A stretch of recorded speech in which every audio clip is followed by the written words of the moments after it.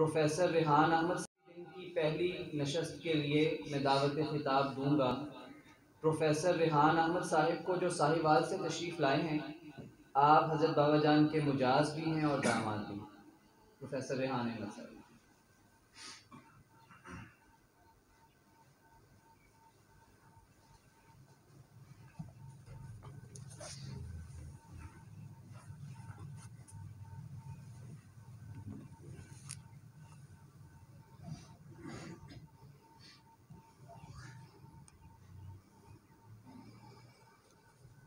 بسم اللہ الرحمن الرحیم۔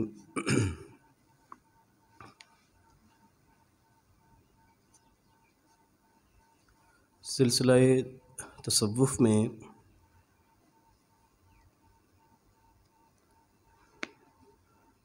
تزکیہ اور تجلیہ قلب، تزکیہ نفس کے امور و معاملات کو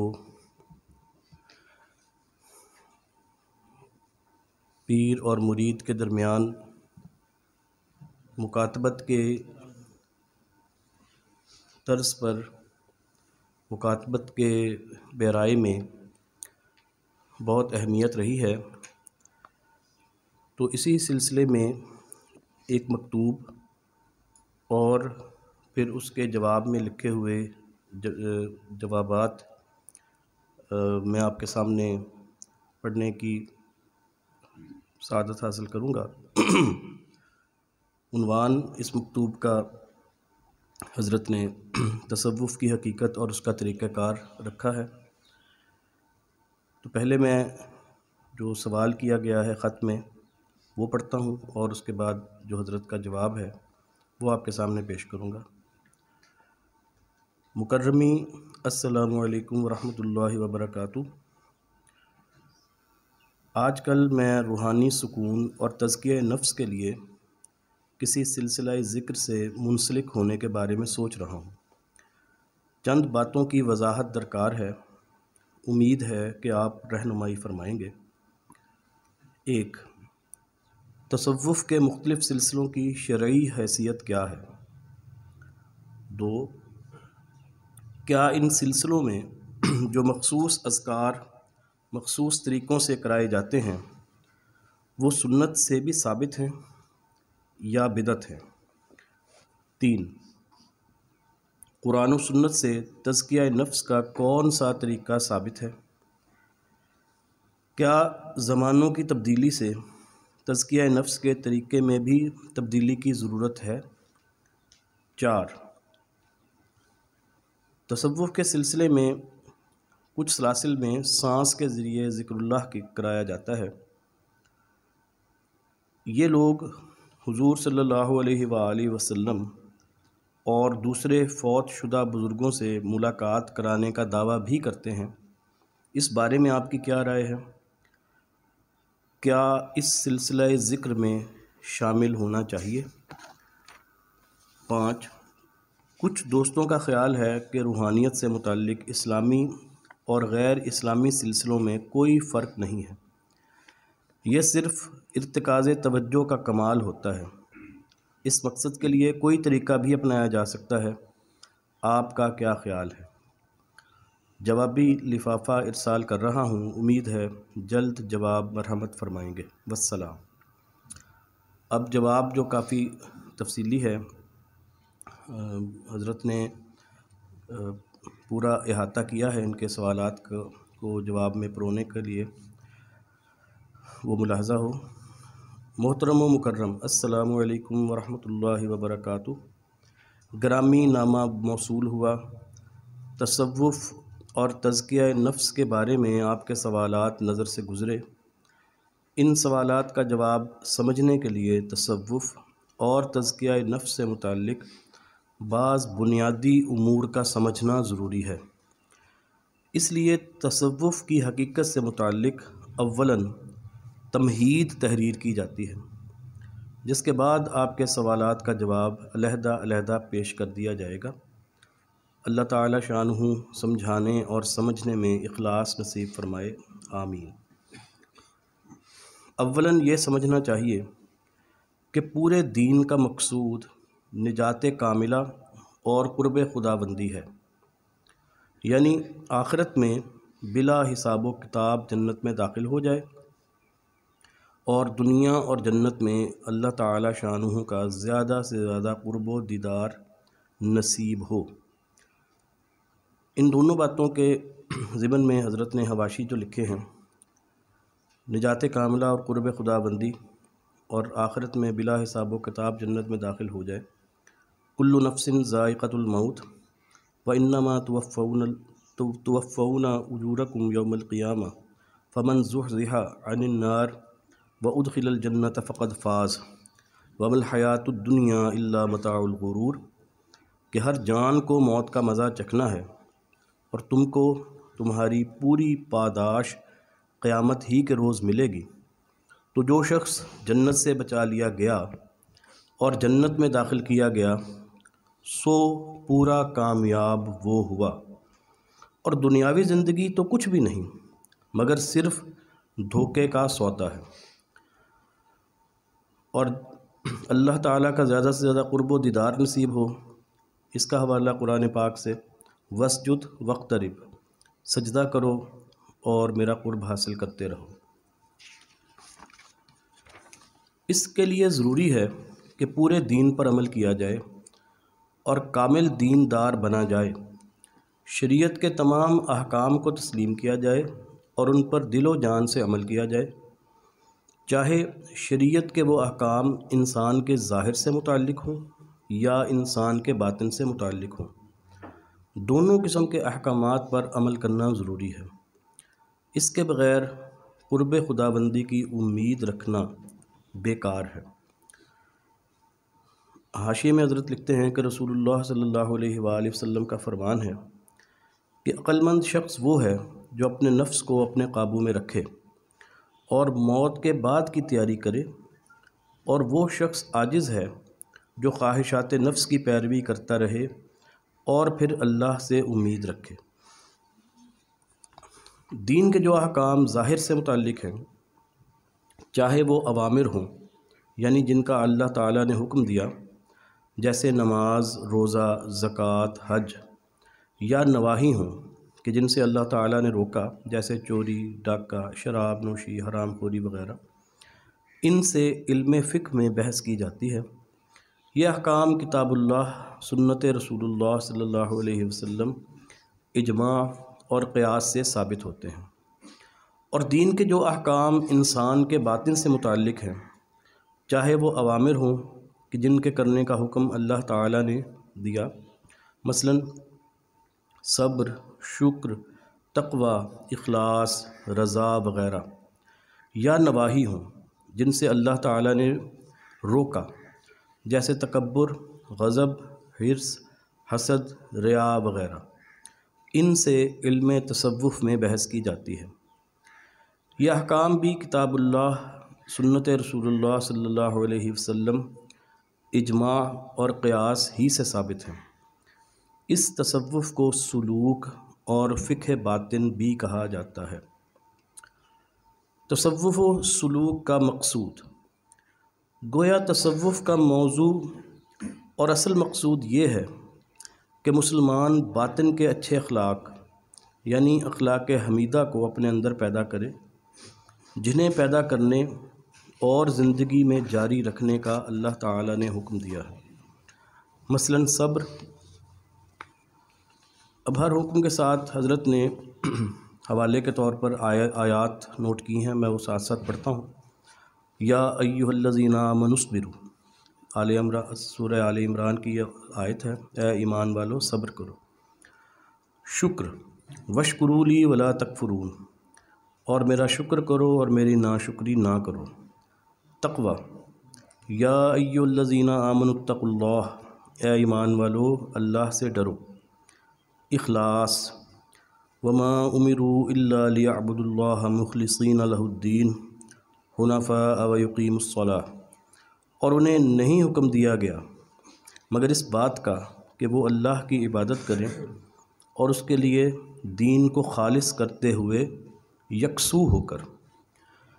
رضا، رضی اللہ عنہم ورضوا عنہ، اللہ ان سے راضی ہو اور وہ اللہ سے راضی ہوئے، اللہ ان سے راضی ہوا اور وہ اللہ سے راضی ہوئے۔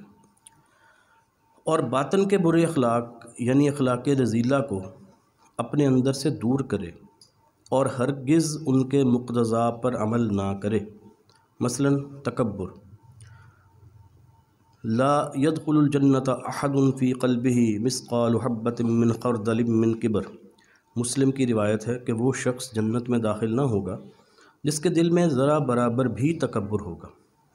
غضب، والکاظمین الغیظ والعافین عن الناس واللہ یحب المحسنین، اور غصہ کو پینے والے اور لوگوں کو درگزر کرنے والے، اور اللہ تعالیٰ ایسے نیکوکاروں کو محبوب رکھتے ہیں۔ حرص، ولا تمدن عینیک الی ما متعنا بہ ازواجا منہم ظہرۃ الحیاۃ الدنیا، اور آپ ہرگز ان چیزوں کی طرف آنکھ اٹھا کر نہ دیکھیے جو ہم نے کفار کے مختلف گروہوں کو فائدہ اٹھانے کے لیے دی ہیں کہ یہ محض دنیاوی زندگی کی رونق ہیں۔ حسد، ومن شر حاسد اذا حسد، اور حاسد کے شر سے کہ جب وہ حسد کرے۔ ریا، ان یسیر الریاء شرک، سنن ابن ماجہ کی روایت، بے شک تھوڑی ریا بھی شرک ہے۔ آسانی کے لیے یہ بھی کہا جا سکتا ہے کہ تصوف کا موضوع اور اصل مقصود تزکیہ نفس ہے، یعنی اپنے باطن کو پاک صاف کرنا۔ البتہ تصوف میں جن اخلاق کا ذکر کیا جاتا ہے ان سے متعلق دو باتیں ذہن میں رکھنا ضروری ہیں۔ ان باتوں کے ذہن میں رکھے بغیر غلطی کا قوی امکان ہے۔ اول یہ کہ جو اخلاق تصوف کا موضوع ہیں، چاہے وہ اخلاق حمیدہ ہوں جنہیں حاصل کرنے کا حکم ہے، یا اخلاق رذیلہ ہوں جنہیں اپنے اندر سے نکالنے کا حکم ہے، ان سے باطنی اخلاق مراد ہیں جن کا تعلق انسان کے قلب سے ہے۔ وہ علامات اور آثار مراد نہیں جو ان باطنی اخلاق پر بسا اوقات مرتب ہوتے ہیں اور جو ایک عام آدمی کو بھی بآسانی نظر آ جاتے ہیں، اور جن سے باطن پر اکثر استدلال بھی کیا جاتا ہے، کیونکہ یہ آثار و علامات اگرچہ درست ہوتے ہیں مگر ان کی حقیقت کو پہچاننے میں عام انسان کو غلطی ہو جاتی ہے۔ مثلا ظاہری تواضع اکثر تواضع قلبی پر دلالت کرتی ہے، مگر ایسا بھی ہوتا ہے اور بکثرت ہوتا ہے کہ آدمی ظاہراً متواضع ہوتا ہے مگر اس کا دل تکبر سے بھرا ہوا ہوتا ہے، اور کبھی کوئی آدمی ظاہراً اپنا سر بلند کر کے رکھتا ہے مگر اس کے دل میں تواضع اور خشیت بھری ہوئی ہوتی ہے۔ تصوف و سلوک میں پہلا شخص متکبر ہے، گو دیکھنے والے اسے متواضع سمجھتے ہوں، اور دوسرا شخص متواضع ہے، گو دیکھنے والوں کو اس پر متکبر ہونے کا گمان ہونے لگتا ہو۔ دوم یہ کہ جس طرح فقہ ظاہر میں کامل دیندار بننے کے لیے نماز، روزہ وغیرہ میں صرف کسی ایک وقت کی نماز پڑھ لینا یا 1-2 دن کا فرض روزہ رکھ لینا کافی نہیں، بلکہ تمام فرائض و واجبات مع سنن مؤکدہ کا پابند ہونا ضروری ہے، اسی طرح فقہ باطن یعنی تصوف میں بھی کسی 1-2 نعمتوں پر شکر کر لینا یا کسی 1-2 موقعوں پر صبر کر لینا کافی نہیں، بلکہ تزکیہ نفس کے کمال کے لیے ان کا قلب میں رچ بس جانا ضروری ہے، یعنی شکر کے تمام مواقع پر زبانی، عملی اور قلبی شکر ادا کرنا، اور صبر کے تمام مواقع پر موقع بموقع صبر اختیار کرنا ضروری ہے۔ جس طرح فقہ میں کبھی کبھی چوری کر لینا، کبھی کسی جگہ حرام کمائی کھا لینا کامل دیندار ہونے کے منافی ہے، اسی طرح تصوف میں بھی کبھی کبھار تکبر اختیار کر لینا، کبھی کسی عبادت میں ریا کر لینا، کہیں کہیں ناجائز غصہ کر لینا تزکیہ نفس کے کمال کے منافی ہے۔ اسی لیے کہا گیا ہے کہ تصوف میں اخلاق حمیدہ کا حصول بدرجۂ ملکہ اور اخلاق رذیلہ کا ازالہ بدرجۂ زوال ضروری ہے۔ جب اخلاق حمیدہ کا حصول بدرجۂ ملکہ اور اخلاق رذیلہ کا ازالہ بدرجۂ زوال ہو جائے تب کہا جا سکتا ہے کہ تزکیہ نفس ہو گیا اور تصوف کی حقیقت اس کو حاصل ہو گئی۔ یہ وہی تزکیہ نفس ہے جسے اللہ تعالیٰ نے کامیابی کی کنجی قرار دیا اور فرمایا قد افلح من زکاہا وقد خاب من دساہا، یقیناً وہ کامیاب ہے جس نے اس نفس کو پاک کر لیا اور وہ ناکام ہے جس نے اسے گناہوں میں دبا دیا۔ اور یہ وہی تزکیہ نفس ہے جسے قرآن حکیم نے نبی آخر الزماں محمد مصطفیٰ صلی اللہ علیہ وآلہ وسلم کی بعثت کے مقاصد میں سے قرار دیا ہے۔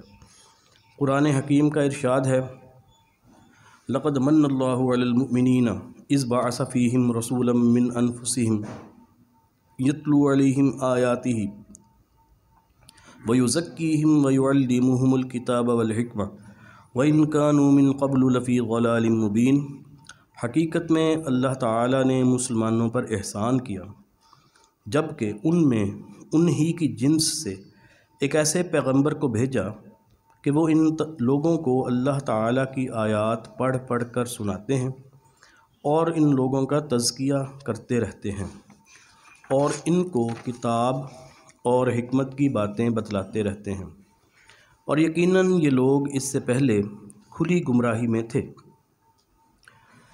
اس آیت سے واضح ہے کہ تلاوت قرآن پاک، تعلیم کتاب و حکمت کے علاوہ تزکیہ نفس بھی رسول اللہ صلی اللہ علیہ وآلہ وسلم کی بعثت کے مقاصد میں سے تھا۔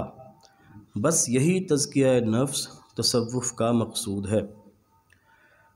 اور جب قرآن کریم کے نازل کرنے کے باوجود اللہ تعالیٰ نے رسول اللہ صلی اللہ علیہ وآلہ وسلم کو بھیجا اور امت کی ہدایت اور ان کے تزکیہ کا کام آپ صلی اللہ علیہ وآلہ وسلم کے سپرد کیا، تو اس سے یہ بات بھی معلوم ہو گئی کہ علم اور کتاب تزکیہ کے لیے کافی نہیں، بلکہ تزکیہ کے لیے کسی مزکی کا ہونا ضروری ہے جس کی رہنمائی اور تربیت کے ذریعے یہ دولت حاصل کی جا سکے۔ چنانچہ رسول اللہ صلی اللہ علیہ وآلہ وسلم صحابہ کرام کے لیے مزکی اور شیخ تھے، تو صحابہ کرام رضوان اللہ علیہم اجمعین اپنے بعد آنے والے تابعین کے لیے مزکی اور شیخ کا درجہ رکھتے تھے، اور اس طرح نسلاً بعد نسل یہ سلسلہ چلا آ رہا ہے۔ حکیم الامت حضرت مولانا اشرف علی تھانوی رحمۃ اللہ علیہ فرماتے ہیں بھلا نری کتابوں سے بھی کوئی کامل مکمل ہوا ہے؟ موٹی بات ہے کہ بڑھئی کے پاس بیٹھے بغیر کوئی بڑھئی نہیں بن سکتا، حتیٰ کہ بسولہ بھی بطور خود ہاتھ میں لے کر اٹھائے گا تو وہ بھی قاعدہ سے نہ اٹھا سکے گا۔ بلا درزی کے پاس بیٹھے سوئی پکڑنے کا انداز بھی نہیں آتا، بلا خوش نویس کے پاس بیٹھے اور بلا قلم کی گرفت اور کشش دیکھے ہرگز کوئی خوش نویس نہیں ہو سکتا۔ غرض بدون کسی کامل کی صحبت کے کوئی کامل نہیں ہو سکتا، نہیں بن سکتا۔ فارسی کا شعر ہے، اس کا ترجمہ پیش کر رہا ہوں۔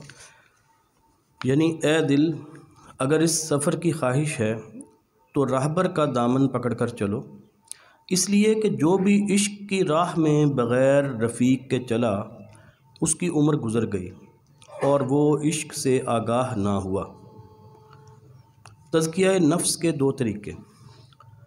قرآن و سنت سے یہ بات ثابت ہے کہ یہ تزکیہ نفس دو طریقوں سے حاصل ہوتا ہے، ایک مجاہدہ یعنی خواہشات نفسانی کی مخالفت، اور دوسرا تقرب بالنوافل یعنی اذکار و نوافل اور دیگر اعمال خیر کے ذریعے اللہ تعالیٰ کا قرب۔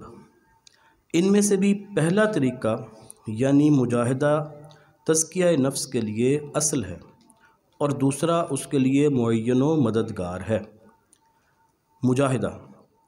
مجاہدہ شریعت میں مقصود اور مطلوب ہے، قرآن و سنت میں اس کا حکم اور سلف صالحین میں اس کی بے شمار نظائر ہیں۔ مثالیں: حق تعالیٰ کا ارشاد ہے وجاہدوا فی اللہ حق جہادی، اور اللہ تعالیٰ کے واسطے ایسی کوشش کرو جیسا کہ اس کا حق ہے۔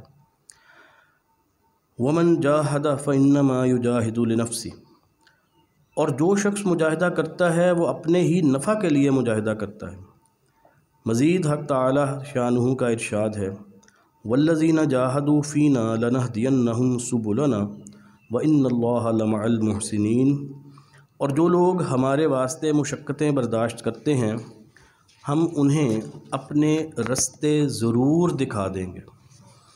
اور رسول اللہ صلی اللہ علیہ وآلہ وسلم کا فرمان ہے المجاہد من جاہد نفسہ فی طاعت اللہ، مجاہد وہ ہے جو اللہ تعالیٰ کی اطاعت میں اپنے نفس سے جہاد کرے۔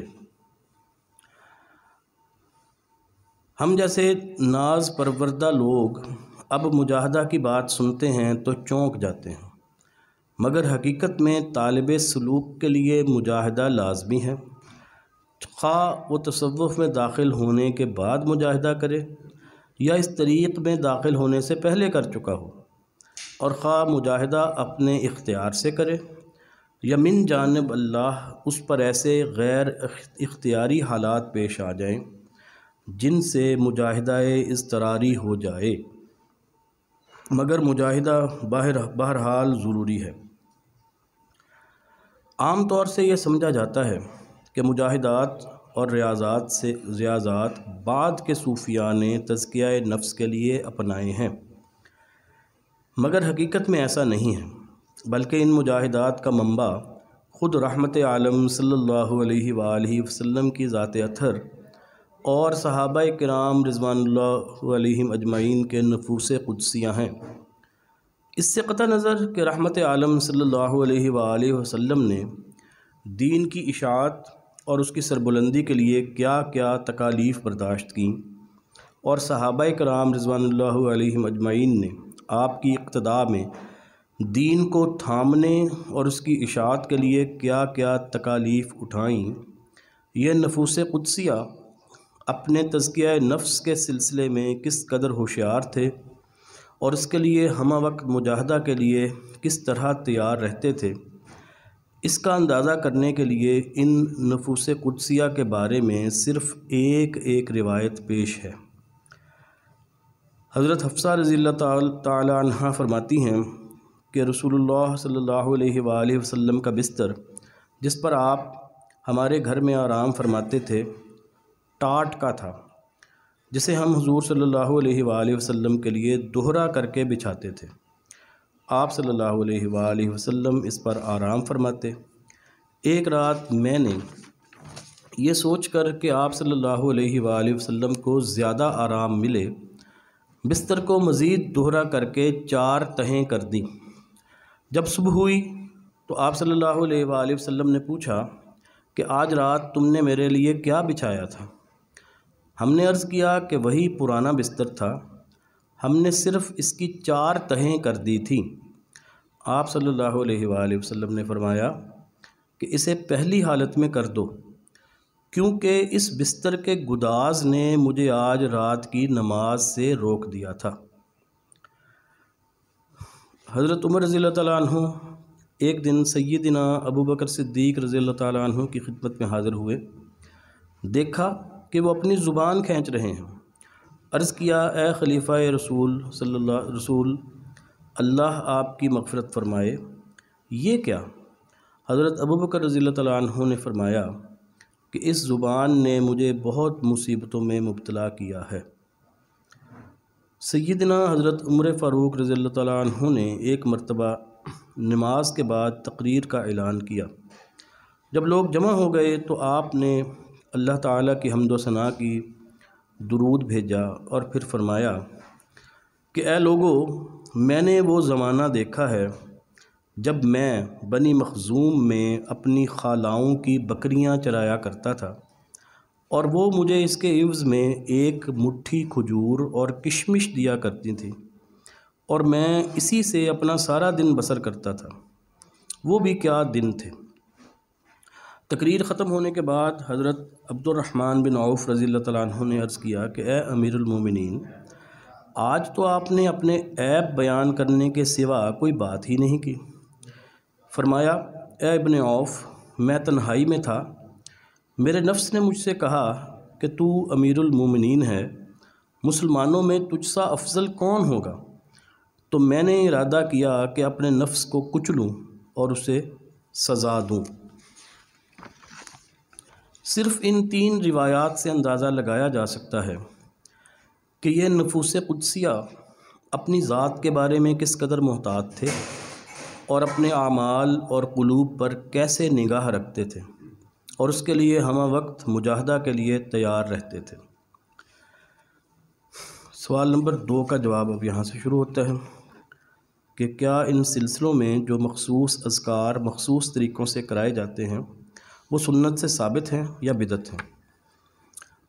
جواب، اصل حکم ذکر اللہ ہے۔ قرآن پاک میں صاف حکم دیا گیا ہے، یا ایھا الذین آمنوا اذکروا اللہ ذکرا کثیرا وسبحوہ بکرۃ واصیلا، اے ایمان والو، اللہ تعالیٰ کو خوب کثرت سے یاد کرو اور صبح و شام اس کی تقدیس کرتے رہو۔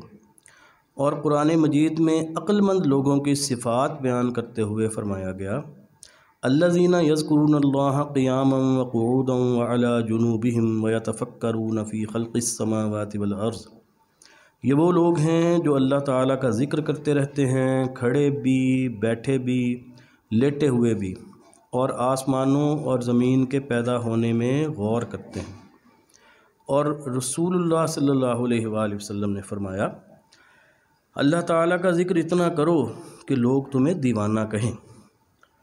اور حضرت عائشہ رضی اللہ تعالیٰ عنہ حضور اقدس صلی اللہ علیہ وآلہ وسلم کے بارے میں فرماتی ہیں، کان یذکر اللہ تعالی علی کان احیانہ، یعنی رسول اللہ صلی اللہ علیہ وآلہ وسلم اپنے تمام ہی اوقات میں اللہ تعالیٰ کا ذکر کرتے تھے۔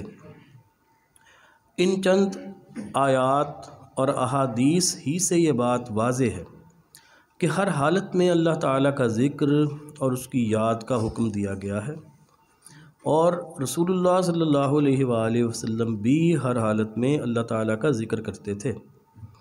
اس لیے ہر حالت میں اللہ کا ذکر جائز ہے، کھڑے ہو کر بھی، بیٹھ کر ہو، پہلو پر ہو، لیٹ کر ہو، سر جھکا کر ہو یا سر اٹھا کر، یا سر ہلا کر، ذکر جلی ہو یا ذکر خفی، کلمہ طیبہ کا ذکر ہو یا تیسرے کلمے کا، تسبیح ہو یا تحمید، درود شریف ہو یا استغفار، یہ سب سرن ہو یا جہرن، انفرادن ہو یا اجتماعن، سب جائز ہیں۔ ذکر اللہ کی کوئی صورت ممنوع نہیں، الا یہ کہ اس میں ذکر اللہ کی بے ادبی اور اہانت نہ ہو۔ مشائخ اپنے تجربے کی بنا پر طالب کے لیے کسی خاص وقت میں ذکر اللہ کے کسی خاص طریقہ کی تلقین کر دیتے ہیں، جس سے عادتاً و تجربتاً اسے زیادہ نفع حاصل ہوتا ہے۔ یہ مخصوص طریقہ نہ ممنوع ہے نہ خلاف سنت، البتہ اسے سنت کہنا بھی درست نہیں، کیونکہ ایک خاص وقت میں یہ خاص طریقہ رسول اللہ صلی اللہ علیہ وآلہ وسلم سے صراحتاً ثابت نہیں، اگرچہ قرآن و سنت کی کسی نص سے یہ ممنوع بھی نہیں۔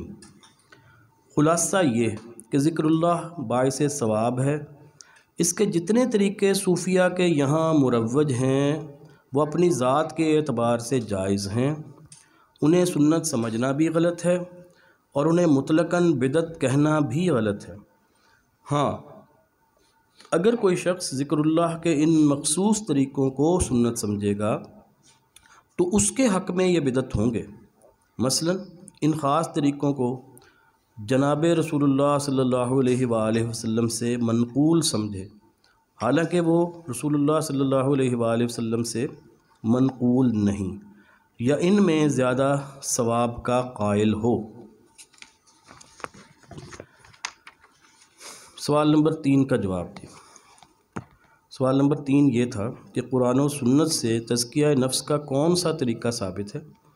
کیا زمانوں کی تبدیلی سے تزکیہ نفس کے طریقہ میں بھی تبدیلی کی ضرورت ہے؟ تو اس کے جواب میں حضرت فرما رہے ہیں کہ اوپر عرض کر دیا گیا کہ قرآن و سنت سے تزکیہ نفس کے اصولی طور پر 2 طریقے منقول ہیں، مگر اس کی جزیات بے شمار ہیں۔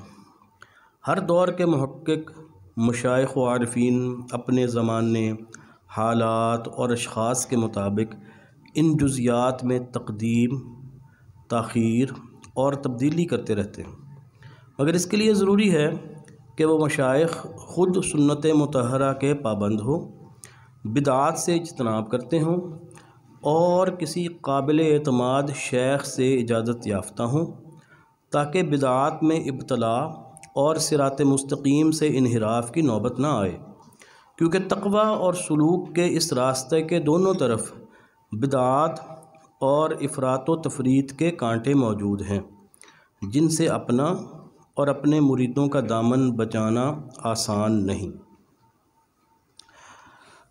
چوتھا سوال جو کہ 3 اجزاء پر مشتمل تھا کہ کچھ سلاسل میں سانس کے ذریعے ذکر اللہ کرایا جاتا ہے، تو اس کے جواب میں حضرت فرماتے ہیں کہ یہ طریقہ پاس انفاس کہلاتا ہے۔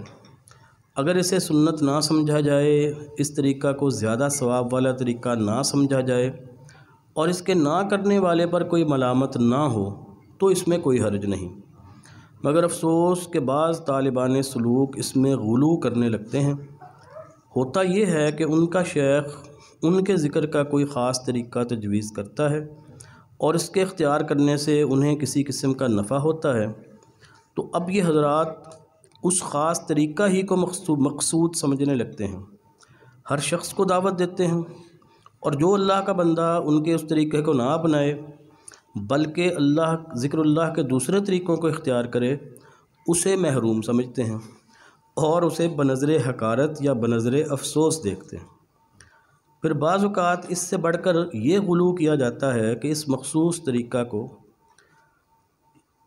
سنت سمجھ بیٹھتے ہیں، اور ایسا صحیح علم دین کا نہ ہونا کہ صحیح علم دین کے نہ ہونے کی بنا پر کیا جاتا ہے، اور اس کے نہ کرنے والے پر ملامت کرتے ہیں، اور اس طرح ان کا یہ طرز عمل حدود شرع سے متجاوز ہو کر بلا شبہ بدعت میں تبدیل ہو جاتا ہے۔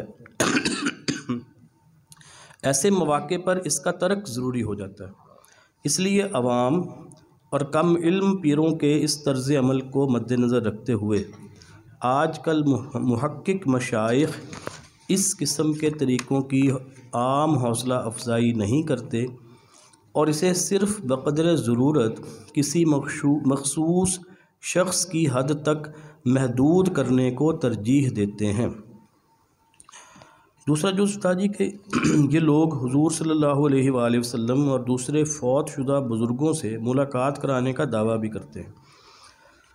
اس کے جواب میں حضرت فرماتے ہیں کہ ارواح سے ملاقات خواب یا مکاشفہ میں ممکن ہے، مگر یہ ملاقات و زیارت نہ مجاہدہ میں داخل ہے، نہ بذات خود طریق کا مقصود ہے۔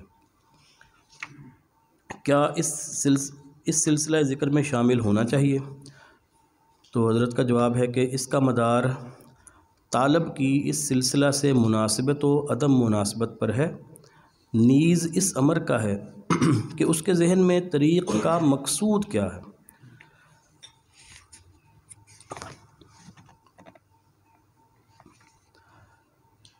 پانچویں سوال کے جواب میں حضرت فرماتے ہیں کہ اب تک جو کچھ عرض کیا گیا یہ تصوف سے متعلق تھا جو اسلام میں مطلوب ہے، یعنی تزکیہ نفس کا حصول، اور اس کا طریق 2 چیزیں ہوئیں، مجاہدہ اور تقرب بالنوافل، اور اس کا ثمرہ ہے دنیا و آخرت میں تقرب الی اللہ، جو مومن کا مقصود اصلی اور اصلی کمال ہے۔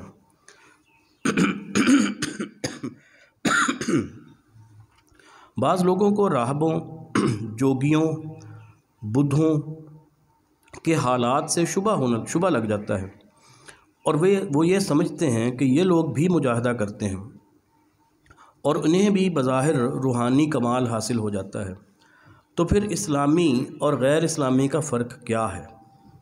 تو سمجھنا چاہیے کہ انسان دو چیزوں سے مل کر بنا ہے، ایک جسم اور دوسرا روح، مگر اس میں روح اصل اور حاکم ہے اور جسم تابع اور محکوم ہے۔ جسم کو ترقی دی جائے تو جسم مضبوط، طاقتور، حوصلہ مند اور مؤثر ہو جاتا ہے، خواہ کافر کا ہو یا مسلمان کا۔ مگر مسلمان جنت میں جائے گا جبکہ کافر کا ٹھکانہ جہنم ہے۔ اور روح کو ترقی دی جائے تو روح مضبوط، طاقتور، حوصلہ مند اور مؤثر ہو جاتی ہے، خواہ کافر کی ہو یا مسلمان کی۔ جوگی، راہب، بدھ وغیرہ جب اپنے کافرانہ طریقوں سے مجاہدہ کرتے ہیں تو ان کی روح توانا، مضبوط، حوصلہ مند اور مؤثر ہو جاتی ہے، مگر انہیں تزکیہ قلب نصیب نہیں ہوتا، اور تقرب الی اللہ کا تو سوال ہی نہیں ہے۔